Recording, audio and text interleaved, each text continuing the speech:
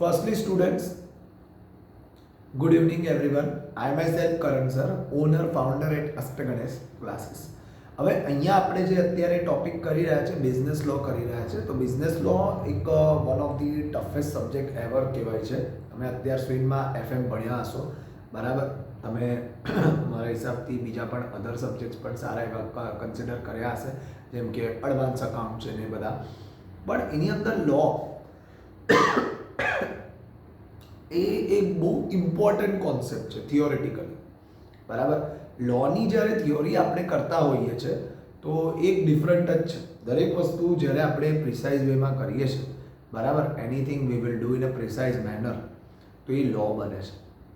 એક proper implementation સાથે થાય છે, રૂલ્સ એન્ડ રેગ્યુલેશન સાથે થાય છે. So it will become a law. એ લોનો પાર્ટ કન્સિડર થાય છે.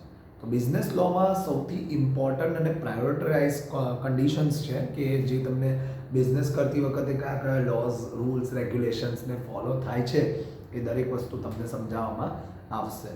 તો જોઈએ આપણે સૌથી પહેલાં ઇન્ડિયન કોન્ટ્રાક્ટ એક્ટ, બરાબર, 1872. Nature of contract. કોન્ટ્રાક્ટ એટલે શું? કોન્ટ્રાક્ટ એક છે ને પ્રી ડિટરમાઇન્ડ કન્ડિશન છે કે જે બધાએ ફોલો કરવાની જ હોય છે, બરાબર? મારા ક્લાસીસના રૂલ છે ફોર એક્ઝામ્પલ કે ટીચર્સે જે છે મોડ્યુલ પ્રમાણે ભણાવવાનું છે. સો એ કોન્ટ્રાક્ટ છે, બરાબર, કે જ્યાં આગળ કોઈ જ પ્રકારનો ચેન્જીસ નથી, જે છે પ્રિસાઇઝ વેમાં જવાનું છે, બરાબર, અને પ્રિસાઇઝ વેમાં ફોલો કરવાનું છે. That's it. તો એને કોન્ટ્રાક્ટ કહેવાશે. તો લખ્યું છે કે discuss the meaning and nature of contract. All contracts are agreement but all agreements are not contract. દરેક કોન્ટ્રાક્ટ શું છે? એક અગ્રીમેન્ટ છે. આજે જ્યારે આપણે કોઈ પણ કોન્ટ્રાક્ટ કોઈની જોડે કરીએ છીએ તો એક પ્રકારનો એક અગ્રીમેન્ટ જ છે, બરાબર, કે તમે એગ્રી થાઓ છો કે આ વસ્તુ તમે કરશો. ફર્સ્ટ પાર્ટી કહે છે કે ભાઈ તું અગ્રી થઈશ, સેકન્ડ પાર્ટી કહે છે કે હા હું અગ્રી થઈશ. બદલામાં ફર્સ્ટ પાર્ટી એને રેમ્યુનરેશન આપતી હોય કે કોઈ બી બેનિફિટ આપતી હોય, સેકન્ડ પાર્ટી પ્રમાણે અગ્રી થતી હોય. તો બે મ્યુચ્યુઅલ કન્સર્ટથી અગ્રી થાય છે એને કોન્ટ્રાક્ટ કહેવાય. પણ જેના રૂલ્સ કેવા હશે? ફિક્સ હશે, કોઈ ચેન્જ નહીં. Second, but all agreements are not contract. દરેક અગ્રીમેન્ટ છે ને કોન્ટ્રાક્ટ નથી, બરાબર? એ વસ્તુ ખાસ સમજી લો કે દરેક અગ્રીમેન્ટ કોન્ટ્રાક્ટ નથી. આજે હું કોઈ પણ અગ્રીમેન્ટ સાઇન કરું છું કોઈ પણ જગ્યાએ, બરાબર, તો એ કોન્ટ્રાક્ટ નથી. એગ્રીમેન્ટ એટલે શું? ભાઈ મારી સામેવાળાની જે કન્ડિશન છે, બે એકબીજા જોડે શું કહેવાય, મ્યુચ્યુઅલી કનેક્ટ થવા માગીએ છીએ, એ કન્ડિશનને ફોલોઅપ કરવા માગીએ છીએ તો એને અગ્રીમેન્ટ કહેવાશે, બરાબર? કે ભાઈ હું પણ એની જોડે કનેક્ટ થવા માગું છું, એ માણસ પણ મારી જોડે કનેક્ટ થવા માગે છે, અમે એકબીજાની કન્ડિશન્સને અલ્ટર પણ કરીએ છીએ, મ્યુચ્યુઅલી કન્સિડરેશન પ્રમાણે આપણે ફોલો કરતા હોઈએ છીએ ને અગ્રીમેન્ટ કહેવાય છે. પણ કોન્ટ્રાક્ટ એટલે એક પ્રી ડિટરમાઇન્ડ કન્ડિશન પર ચાલે છે, બરાબર, કે જે દરેકે ફોલો કરવાની જ છે. કોઈ સંસ્થા, કોઈ ઓર્ગેનાઇઝેશન, કોઈ ઇન્સ્ટિટ્યુશનમાં તમે કામ કરો છો અને એ પોતાની કન્ડિશન્સ તમારી જોડે ફોલો કરાવે છે તો એને ડેફિનેટલી આપણે શું કહીશું? That is called as a contract, કે જ્યાં આગળ આપણું કશું ચાલતું નથી, બરાબર? પણ અગ્રીમેન્ટ જે હોય છે તેમાં આપણે મ્યુચ્યુઅલ કનેક્ટ અને મ્યુચ્યુઅલ કન્સર્ન પ્રમાણે જ આપણે બીજા જોડે અગ્રીમેન્ટ કરતા હોઈએ છીએ, બરાબર? તો એ આપણે જોઈએ આગળ. Nature of law of contract. The law of contract differs from other branches of law. Contract બીજી બ્રાન્ચીસ કરતાં અલગ છે, ટોટલી અંડરલાઇન કરી દેજો. It does not delay down a number of rights and duty which the law will enforce it, બરાબર? એટલે તમારા જે રાઇટ્સ અને ડ્યુટી છે એને લે ડાઉન નથી કરતો. Does not lay down a number of rights and duty which the law will enforce it. એટલે જે પ્રમાણે તમારા હાથમાં જે લોસ છે, જે તમારા રાઇટ્સ છે, જે તમારી ડ્યુટીઝ છે, બરાબર, એ કોન્ટ્રાક્ટમાં કવર થતી જ હોય છે કે આટલું તમારે કરવાનું છે અને આ તમારા જે છે રાઇટ્સ છે, બેનિફિટ છે, તો એ કોન્ટ્રાક્ટનો પાર્ટ છે. On the contrary certain limitations are imposed on the parties to contract. જેટલી પાર્ટી હશે ને એના અમુક લિમિટેશન મૂકેલા હશે which may create rights and duties for themselves. એટલે એની માટે શું આવે છે? રાઇટ્સ અને ડ્યુટીઝ આવે છે, બરાબર, કે જે ડ્યુટીઝ છે, જે રાઇટ્સ છે એ પ્રમાણે એ દરેક વસ્તુ ફોલો થવી જોઈએ. The parties to a contract in a sense make the law themselves. એટલે જેટલા શું લખ્યું છે? Parties to a contract. કોન્ટ્રાક્ટમાં જેટલી પણ પાર્ટી છે ને એ પ્રમાણે પોતાના લો બનાવે છે, ફોર્મેટ નક્કી કરે છે, બરાબર. The term mercantile law is use to denote that branch of law which is concern with the mercantile transaction. જે મર્કન્ટાઇલ ટ્રાન્ઝેક્શનને કવર કરતા હોય છે. Example, it deals with the contractual situation and the rights and obligation arising out of the mercantile transaction between the mercantile people. એટલે અહીંયા mercantile transaction થશે એટલે sir શું કહેવાય, એટલે અગ્રીમેન્ટ જે કહેવાય ને એ અગ્રીમેન્ટની અંદર રૂલ્સ એન્ડ રેગ્યુલેશન્સમાં વેરિએશન્સ આવી શકશે. કોન્ટ્રાક્ટની અંદર એવું નથી હોતું, બરાબર. કોન્ટ્રાક્ટમાં ઓલમોસ્ટ જે રૂલ્સ રેજિમ્સ હોય છે એ બધી કેવી હોય છે, બહુ વધારે કોમન નથી હોતી. એ તમારે લાઈક સ્ટ્રિક્ટલી બાઇન્ડલી ફોલો કરવી પડે છે. એટલે એને લખ્યું છે કે મર્કન્ટાઇલ લો કે જે it deals with the contractual situation, rights અને ઓબ્લિગેશન્સને કવર કરે છે. A mercantile person may be a single individual, partnership firm or a JSC, joint stock company. The mercantile law is also denote the aggregate body of those legal rules which are connected with the trade, industry and commerce. એટલે એને mercantile લો કહેવાય છે કે જેની અંદર આપણે કહી શકીએ ને કે કોન્ટ્રાક્ટની અંદર મર્કન્ટાઇલ લો આવે છે. એટલે multiple of people mercantile transactions cover થતા હોય છે કે જે લોકો પ્રત્યે હોય છે, કોઈ પાર્ટનરશિપ ફોર્મ પ્રત્યે હોય છે, કોઈ જોઈન્ટ સ્ટોક કંપની પ્રત્યે હોય છે. તો એ બધા કોને ફોલો કરે છે, that is called mercantile transaction, જે મર્કન્ટાઇલ લોની એક બ્રાન્ચ છે, બરાબર. તો કોન્ટ્રાક્ટમાં તમે આગળ પણ એ જોશો કે દરેક વસ્તુ એક પ્રોપરલી માઇન્ડલી ફોલોઅપ કરી છે, બરાબર. આગળ the meaning and definition of a contract. તો કોન્ટ્રાક્ટના મિનિંગ એન્ડ ડેફિનેશન શું છે? The law of contract is important branch of business law. It determines the circumstances in which promises made by the party to contract shall be legally binding on them. જોઈ લીધું, underline કરી દેજો, બરાબર. કે જે લોકોએ કોન્ટ્રાક્ટમાં નક્કી કરેલું છે, બરાબર, એ જ પ્રમાણે એમને બાઇન્ડ રહેવું પડશે. અગ્રીમેન્ટ શું છે કે મારે કંઈ ચેન્જીસ કરાવો છે તો હું એને કરી શકું છું. જ્યારે પ્રેક્ટિકલ લાઈફમાં છે ને કોન્ટ્રાક્ટ કરતાં અગ્રીમેન્ટ વધારે સારો, બરાબર. કોન્ટ્રાક્ટની અંદર બંને પાર્ટી છે ને બદલાઈ જાય છે એટલે એ લોકોએ ફોલો કરવું પડે છે. તો જે ટર્મ્સ બહુ વધારે હાઈ ટ્રાન્ઝેક્શન્સના હોય છે, હાઈલી બિલ્ડઅપ હોય છે, તો એમાં કોન્ટ્રાક્ટ સારો છે, બરાબર. આ તમને ખબર જ હશે, બિઝનેસ કંપનીઝ કોન્ટ્રાક્ટ કરે ને કોઈની જોડે, બરાબર. તો જ્યારે ઓર્ડર આપે ને તો કોન્ટ્રાક્ટ થાય. 40 લાખનો ઓર્ડર મળ્યો પણ સાઇનિંગ થાય કે આટલા ડેઝમાં માલ પહોંચાડી દેવાનું છે, જો નહીં પહોંચાડો તો પર ડે આટલી પેનલ્ટી લાગશે અને પર્સન્ટેજ આટલા જે છે એ થશે, લીગલ એક્શન લેવાશે. કારણ કે ત્યાં આગળ એક ડે પણ એમની માટે ઇમ્પોર્ટન્ટ હોય છે. એમનું કામ જો અટકે છે તો એમને ઘણો બધો લોસ થઈ શકે છે.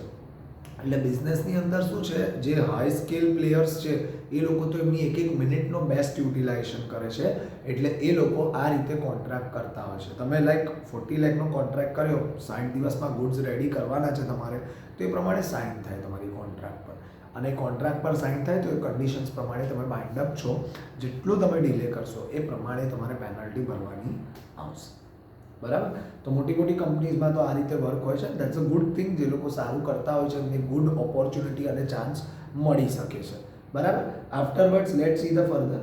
Promises made by the parties to contract shall be legally binding on them. In other words, it decides the remedies available in the court of law.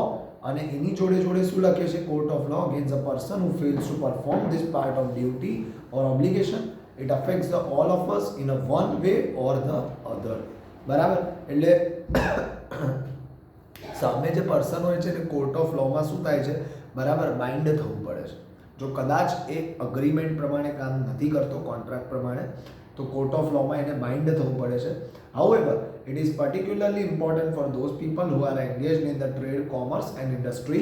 The law of contract brings definiteness in the business transaction. In other words, between two or more person who can be controlled by the law. એટલે એ લોકો કેવા હોય છે કે like જે લો પ્રમાણે એમને terms bind કરી છે, કોન્ટ્રાક્ટ કર્યો છે કે આ બધી વસ્તુ આપણે ફોલો કરવાની જ છે, સપોઝ નથી થતી તો હવે એ લોકો એકબીજા પર લીગલી એક્શન લઈ શકે છે. તો એ કોન્ટ્રાક્ટ કહેવાય છે. It ensures the realisation or fulfilment of reasonable expectation of the parties who enter into the contract. એટલે કોન્ટ્રાક્ટમાં જેટલી પણ પાર્ટીઝ એન્ટર થાય છે એ બધી પાર્ટીઝને અહીંયા શું થાય છે કે ભાઈ દરેક પાર્ટીઝ જે છે જે કોન્ટ્રાક્ટની અંદર એન્ટર થઈ છે એકબીજા જોડે, તો એ એકબીજાને બાઇન્ડ કરે છે, લીગલી એકબીજાના દરેક પોઈન્ટ્સને કવર કરતી હોય છે, બરાબર. So that is a prioritise. It ensures the realisation of the fulfilment of expectation of the parties who enter into the contract. Afterwards, the law relating to the contract is governed by, underline કરજો, Indian Contract Act 1872 પ્રમાણે લો cover થાય છે. This act is not exhaustive act નથી આ, બરાબર, કે જે રીતે deals with the general principles of the law of contract and some special contract also. એટલે લો ઓફ કોન્ટ્રાક્ટ પ્રમાણે જાય છે, સ્પેશિયલ કોન્ટ્રાક્ટ જે હોય છે એ પણ કવર કરતું હોય છે. એગ્રીમેન્ટમાં તમે હજી પણ કહું છું કે બહુ ઇઝી મોડ પર જતા રહેશો, પ્રેક્ટિકલ લાઈફમાં કોઈની પણ જોડે અગ્રીમેન્ટ કરવાનું, બરાબર, એ વધારે એડવાઇઝેબલ છે. પણ જ્યારે લોંગ ટર્મ બેઝિસ પર હોય છે, કંઈક વધારે અમાઉન્ટનું હોય, કોઈક હાયર ડ્યુટી હોય, તો ત્યાં આગળ છે ને સિન્સિયરિટી ઓફ ધ વર્ક બહુ ઇમ્પોર્ટન્ટ છે. એટલે ત્યાં આગળ એડવાઇઝેબલ છે કે તમે કોન્ટ્રાક્ટ જ કરો, તમે અગ્રીમેન્ટ ન કરશો, એને લાઇટલી લેવામાં આવશે, બરાબર. તો કોન્ટ્રાક્ટ કરો, કારણ કે એક ઓર્ગેનાઇઝેશન ચલાવવા માટે તમારે રૂલ્સને બહુ જ ફોલો કરવા પડે છે, અને આફ્ટરવર્ડ્સ દેન ઓનલી તમે એક પરફેક્ટ વેમાં કોન્ટ્રાક્ટ પુટઅપ કરી શકો છો. સો આફ્ટરવર્ડ્સ જો લખેલું છે definition of the contract, what is a contract? A contract is an agreement between two or more parties which the law will enforce. એટલે જે લોથી કવર થતું હોય છે એને કોન્ટ્રાક્ટ કહેવાય છે. According to section 2 subsection H of Indian contract act, a contract is an agreement enforceable by the law. Most important કે જે આપણે પરફેક્ટલી લો પ્રમાણે ચાલીએ છીએ, જ્યાં આગળ આપણા કોઈ બી અલ્ટરેશન ચાલતા નથી, જ્યાં આપણા કોઈ બી મ્યુચ્યુઅલ કન્સર્ન ચાલતી નથી, જે લો પ્રમાણે છે એ જ આપણે કરી રહ્યા છે, લીગલી બાઇન્ડ કરી રહ્યા છે, તો all will be consider to be as a contract. પણ અગ્રીમેન્ટ એટલે શું? એક્ઝામ્પલ આપું, મારા ને મારા ફાધર વચ્ચે એક અગ્રીમેન્ટ થયો, ફોર એક્ઝામ્પલ, કે ભાઈ મારા ફાધરની જે બધી સિગ્નેચર્સ છે કે સાઇન છે એ હું કરીશ, તો ફાધર મારી સામે કોઈ લીગલ એક્શન લેવા રેડી નથી. હાલાકી આ ઇલીગલ છે, બરાબર, કોઈની પણ સાઇન સિગ્નેચર કરવી, પણ મારા જેની સાઇન કરું છું ને એને જ કોઈ પ્રોબ્લેમ નથી, તો બીજાને કેવી રીતે પ્રોબ્લેમ હોય? તો તમે માની લો કે આજે જેની પણ જોડે કોઈ ઇલીગલી વર્ક કરતું હોય, બરાબર, કોઈની જોડે ચીટિંગ છેતરપિંડી થતી હોય અને એમાં સામેવાળાને જ કોઈ પ્રોબ્લેમ નથી, તો એ ગુનો બનતો નથી. ગુનો ક્યારે બને છે? જ્યારે કોઈ એને રજિસ્ટર્ડ કમ્પ્લેન કરતું હોય છે, ત્યાં સુધી વસ્તુ ગુનો બનતી નથી. એટલે અગ્રીમેન્ટમાં તમે ધારો એ કરી શકો છો, એમાં કોઈ મોટી વાત નથી, પણ કોન્ટ્રાક્ટની અંદર તમારે રૂલ્સ અને બાઉન્ડ્સ જોડે સ્પેસિફાઈ રહેવું પડે છે. સ્ટેમ્પ ડ્યુટીઝ પણ અલગ અલગ લાગતી હોય છે, કે જ્યારે તમે કોઈ કોન્ટ્રાક્ટ કરો છો તો એમાં તમારું સ્ટેમ્પ પેપર, એગ્રીમેન્ટમાં કોઈ સ્ટેમ્પ પેપર એ અલગ જતું હોય છે, બેના રૂલ્સ થોડા ઘણા અલગ હોય છે. This definition is based on the Pollock's definition is as follow: every agreement and promise enforceable at law is a contract. Underline કરજો, આવું બધું એમસીક્યુની અંદર ખાસું પૂછાતું હોય છે, બરાબર. અને આપણે જ્યારે પણ એક્ઝામમાં ડેફિનેશન લખીએ ને તો આ વસ્તુ લખવાની. Second, according to sir William Anson, a contract is defined by legally binding agreement. Legally binding agreement between two or more persons by which rights are acquired by one or more to act or forbearance abstaining from doing something on the part of the other. જોયું, most important, બરાબર, કે જે લોકો legally bind થાય છે અગ્રીમેન્ટથી, બરાબર, કોન્ટ્રાક્ટમાં, એમની પાસે રાઇટ્સ હોય છે બધા, બરાબર, by one or more acts or forbearances, એ લોકો પોતપોતાના રોલથી અગ્રી થયા છે. અને બીજી વસ્તુ શું છે કે કોઈ બીજાના બિહાફ પર તમે કંઈ કરી શકો નહીં, એને પૂછ્યા વગર તમે કશું કરી શકો નહીં. તમારી વચ્ચે જે ટર્મ્સ એન્ડ કન્ડિશન નક્કી થઈ હતી કોન્ટ્રાક્ટની અંદર એ તમારે ફોલો કરવી પડશે. So that is important thing. According to Salmond, a contract is an agreement creating and defining obligation between the parties. એટલે એગ્રીમેન્ટ છે જે ક્રિએટ કરે છે કોઈ પણ વસ્તુ, ઓબ્લિગેશન ડિફાઇન કરે છે બિટવીન ધ પાર્ટીઝ વચ્ચે નક્કી કરે છે દરેક પ્રકારના ઓબ્લિગેશન્સ, બરાબર, રૂલ્સ રેગ્યુલેશન્સ, તો એને કોન્ટ્રાક્ટ કહેવાય છે. This definition indicates that a contract consist of two essential elements: an agreement and it's enforceable by law. Most important, agreement હોવો જોઈએ તો કોન્ટ્રાક્ટ છે, અને એન્ફોર્સેબલ બાય ધ લો પ્રમાણે એન્ફોર્સ થવો જોઈએ, લો પ્રમાણે કન્સિડર થવો જોઈએ, તો એ કોન્ટ્રાક્ટ રહેશે, બરાબર. હવે અહીંની વસ્તુ કેવી છે કે તમે જ્યારે ઓનલાઈનની અંદર, બરાબર, વિડીયો લેક્ચર્સમાં તમે જ્યારે અટેન્ડ કરશો તો એ બહુ જ ઇમ્પોર્ટન્ટ છે કે વિડીયો લેક્ચર્સના મેક્સિમમ સેશન્સ મારાથી કવર હશે, બરાબર. સેકન્ડ થિંગ, જ્યારે તમે ઓફલાઈન કવર કરશો તો ઓફલાઈનના ફેકલ્ટીઝ અને ટીચર્સ અલગ રહેશે, બરાબર. હવે આ બાઉન્ડ કરવાનું રીઝન એક જ છે, બરાબર, કે જેટલા બી વિડીયો લેક્ચર્સ છે એના કોપીરાઇટ્સ અને દરેક વસ્તુ મારી પાસે મારે રાખવી છે, બરાબર. So I am not involving anyone, બરાબર, in the part of this video lecture, but offline will be classic even then the video lecture. હું તમને એ પણ વસ્તુ કહું છું કે ઓફલાઈન વિડીયો લેક્ચર્સ કરતાં વધારે સારું રહેશે, બરાબર. વિડીયો લેક્ચર એક શું છે, એક સોર્સ છે, ખાલી તમે રિકોલ કરી શકો છો, તમે રિવાઇઝ કરી શકો છો, તમે પ્રિપેર કરી શકો છો લિટલ બિટ. પણ જે ઓફલાઈન લેક્ચર્સ છે ને that would be the awesome at ever. બરાબર, કે જે વર્ષોથી અમારા જ ફેકલ્ટીઝ ભણાઈ રહ્યા છે અને જે ઘણા જ સારા છે અત્યાર સુધીના ઓફલાઈન લેક્ચર્સ, એટલે તમારી માટે વધારે એડવાઇઝેબલ એક છે. વિડીયો લેક્ચર્સમાં તમને ખાલી કન્ટેન્ટ ક્લિયરિટી થશે, that is only the thing. અને હું લઈ રહ્યો છું એનું રીઝન એક જ છે કે મારે આ ચેનલના ટોટલી રાઇટ્સ મારા પાર્ટથી લેવાના છે. સો હું બીજાના કન્ટેન્ટ્સ પર રાઇટ્સ ન મેળવી શકું. બરાબર, so that is only the reason. હવે અગ્રીમેન્ટ જે છે એના પોઈન્ટથી આપણે નેક્સ્ટ લેક્ચરમાં કરીશું. મેં તમને કોન્ટ્રાક્ટ તો કરાવી દીધું, પણ કોન્ટ્રાક્ટની બે condition and agreement and enforceable by the law. હવે આ બે વસ્તુ કરવાની છે ત્યાં આપણો ક્વેશ્ચન 1 પૂરો થશે. બરાબર, અને business law is very easy subject. Okay, thanks a lot. Thank you very much. Class dismiss.